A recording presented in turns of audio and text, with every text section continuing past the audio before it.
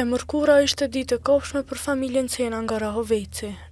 Në këtë ditë, atyre u erdhi lajmi se bia e tyre me inicialet LPX është vrarë.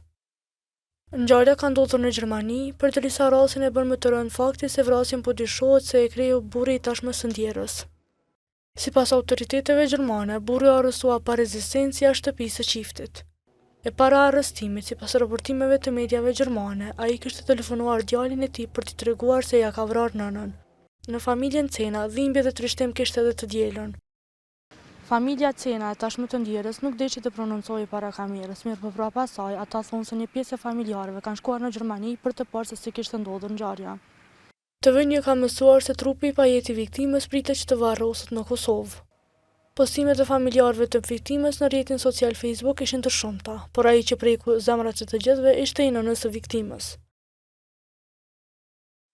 Hetimin e rastit e ka marrë përsipër Departamenti i Hetimeve Kriminale të qytetit Memmingen në Gjermani. Të njëjtën pasditë, i dyshuari është sjellë para gjykatës dhe është dërguar në institucionet korrektuese.